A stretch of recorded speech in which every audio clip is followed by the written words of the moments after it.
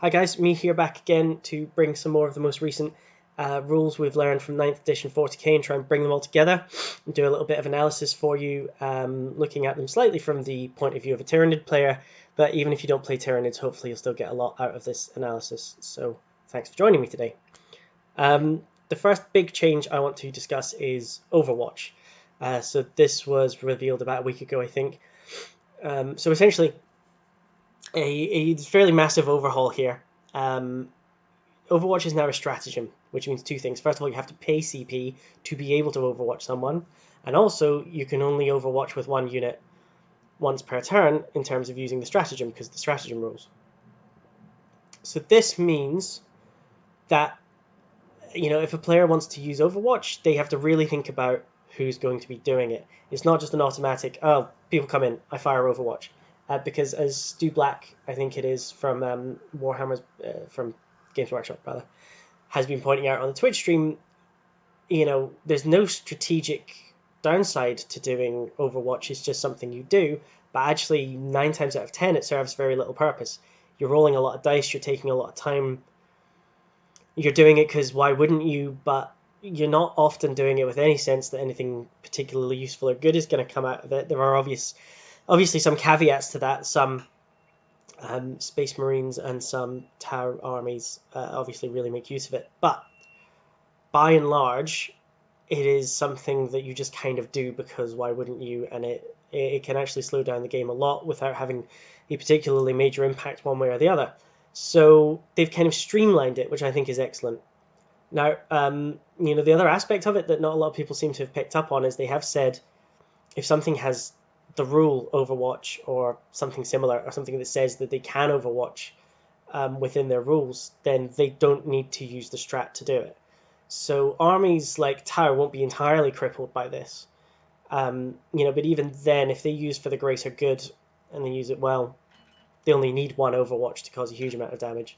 I once charged, I think it was 20 Gene Stealers and a Carnifex at some Tau Fire Warriors, and using for the greater good, they managed to wipe an entire 20-man unit of Gene Stealers, and then the Carnifex, I think, failed the charge and then got shot to pieces the next turn.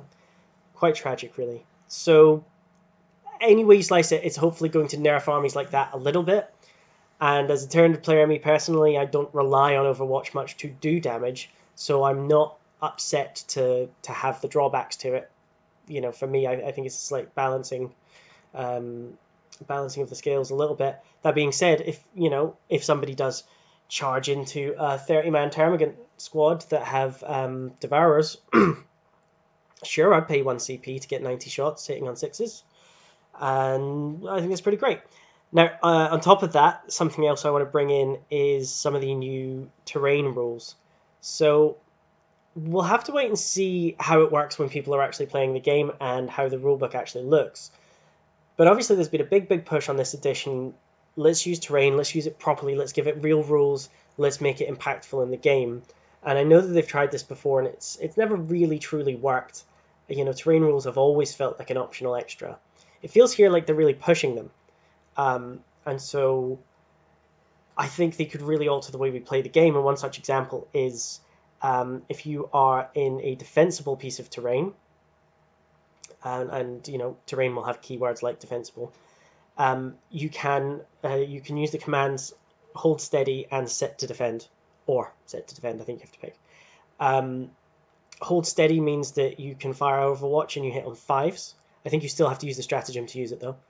And set to defend means that if you get assaulted, you're getting +1 to hit when somebody assaults you. Now, as in terms of the way we do melee, if you're running like a Kraken list, you're probably not sitting back and waiting to be charged a lot, but it does still happen, and it's good to know that we have that kind of range of options there. So I think that's pretty great. Another big change is characters. So characters, if you're not aware, in the current edition, characters are you can't target them unless they are physically the closest to the shooting unit. So even if they're just the closest visible and there are no other viable targets, you still can't shoot them even if they're out on their own, no one else anyone near, anywhere near, if there is a guardsman that is technically slightly closer to you, you can't shoot that character. And certainly what a lot of people seem to do, what a lot of people I play seem to do, is to stack 4, 5, 6 cheap characters with aura buffs, and just hide them at the back. They do nothing all game except for buff everyone around them. A good tactician would think, well, if I take them out, I get rid of the buffs, but you can't even consider taking them out because you have to kill everything around them to kill them, and killing everything around them is harder by degrees because they're all buffed. And it leads to this whole mess. It's for me, it's one of the most infuriating things, especially as a Tyranid player, because we don't have many characters, and those that we do have are quite, I don't want to necessarily say overcosted, but they certainly cost a lot of points. So we can't fill our army with them, and even if we do, no one's going, oh, I've got to get rid of that +1 on the warriors to hit. It's not having the same kind of impact that other people's do. So the change here is, it's still similar, except characters have to be within 3 inches of another unit to gain this benefit. And moreover, it can't just be like a one-man, it can't just be like one guardsman. It has to be squad, I think, of 5 or over, or a tank or a monstrous creature with a certain amount of wounds. So, what that means is people can't, they can still hide their characters at the back, but they have to go through a lot more to make sure they stay hidden. And, certainly if you're, again, doing like a Kraken Gene Stealer rush, if your opponent now thinks, I have to really condense around this character, I have to give him this 3-inch bubble all around to make sure he's safe, that's causing your opponent to cluster a little bit, hopefully, which gives you the opportunity to kind of overrun and consolidate and take out a lot more units than we previously could. So I'm quite happy about that change. It's not a huge nerf, it's not a huge change, but it's just one of many little things that I think are going to make the big difference overall to this edition.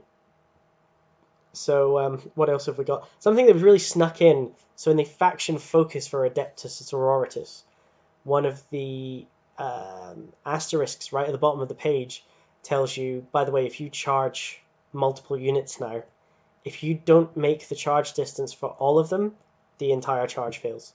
So, where previously you could kind of say, I'll charge that and maybe that as well, even though it's 12 inches away, I might as well chuck it in on the charge, because then that means I can potentially consolidate and fight again against that thing. Or it gives you that option. Now, if you do that, you're going to have to be extremely cautious, because if you don't make that full 12-inch charge, for example, your opponent can now say, okay, you can't touch anything, you don't move, your charge has failed. Which is good, because amongst other things, there was a lot of debate about the rules of what constitutes a successful charge. For example, let's say I did that. Let's say I said, this character is 12 inches away, I'm going to include him in my charge. I don't make that. I say roll a 7, but I get to the unit in front of him. I then manage to use a couple of strats to overrun myself and get into engagement range, or within 1 inch of that character, and I use my fight again stratagem. Basically, the debate is, do I get to fight him or not? I declared him as a target of my charge. He was a valid target of my charge. Therefore, some people would argue, well, very much I should then be able to attack him, because that meets the criteria. Other people would say that my charge was successful to the front unit, but the charge to him was actually an unsuccessful charge, therefore does not yield those results. And people can argue both sides well all they want. It doesn't really matter, because that's not going to be FAQ'd now, because this has, in my opinion, just cleared that up entirely. The rule is now very clear. You either make a successful charge or you don't. And if you do, everything you declared as a target has to be reached. So I think that's really good. I think it balances things out. I think it's fair. You could see it as a slight nerf to our army. I don't particularly see it as such. I just see it as adding clarity to the game, which is always a good thing. The final thing that I really want to talk about right now is strategic reserves. It got talked about yesterday on the Warhammer community as I'm recording this, and it's something that's been teased and teased and teased, and they've used terms like outflanking and whatnot, and we've all been a bit curious. So it's quite a cool system. So essentially, there are things, obviously, right now, like Trigons, Molochs, etc., that you can hold in reserve in a certain place, like underground burrowing, or gargoyles being up in a harpy, or not harpy, whatever. They're up in the sky on Harridan. And there are other things that you can just hold back in reserve, and they'll come on from your table edge. What you can do now is you can, at any point, pay some CP. How much CP varies on the size of the unit and its strength. It's actually done by power level, which annoys me just a little bit because I never use power level in terms of how I build a list. So it's something that I have to kind of refer back to figure out in terms of actually how it works for stuff like this. But I'll figure that out. So essentially, the bigger the unit that you're putting into strategic reserve, the more CP you have to pay to be able to put it into strategic reserve. And what that does is it takes it off the board entirely, kind of like a Moloch, really. It takes it off the board entirely, and then the next turn you can return it. Now, how and where you do that depends on how late in the game it is and how long you've held them in reserve. It's basically just like bringing them back in. In some cases, kind of from Deep Strike, in other cases, just from a table edge of your choice. And it's going to have some obvious advantages if somebody leaves themselves exposed at the back.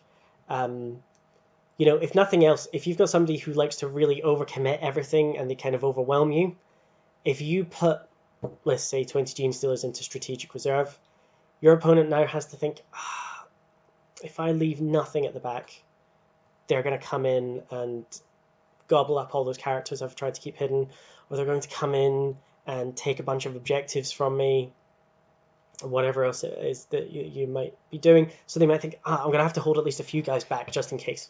And then just doing that, you're then dictating the way they play by using your threats. As Tyranids, much as people might complain about our current status in the meta in terms of competitive play, we have threats. They're always there, and I don't think many, with the possible exception of Orc Boys, I don't think many troops choices are as feared as Gene Stealers in terms of what they can do in close combat, and how devastating they can be if they're used correctly. Again, some of our monstrous creatures, people say they're squishy or they're easy to kill, but God knows if you actually get them into close combat, they can do a huge amount of damage. And this is yet another way that we can consider that. So if you're coming on from the sides, it has to be later in the game. Later in the game, you can bring them back actually into your opponent's deployment zone, but they do have to be 9 inches away.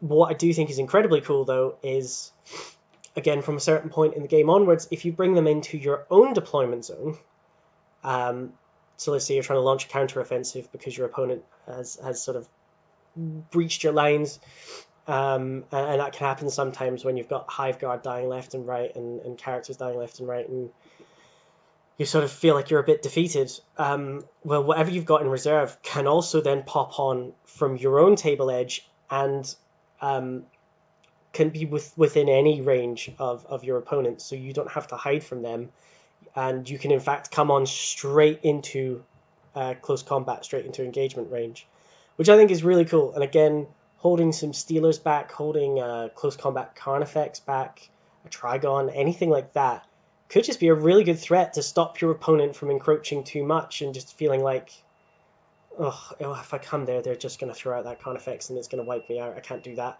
Maybe I need to hold back and shoot, and maybe it gives you the opportunity to take the fight to them. Time will tell exactly how we as players are going to use that and what the most effective ways to do it will be. It might be that the CP cost is a little bit prohibitive, because in some cases you're talking like 6 CP for a really high power level unit. But again, I'd need to sit down with the power levels and even figure out what that means. So we shall wait and see on that one. Aside from that, we've had one of these secondary objectives. I don't know.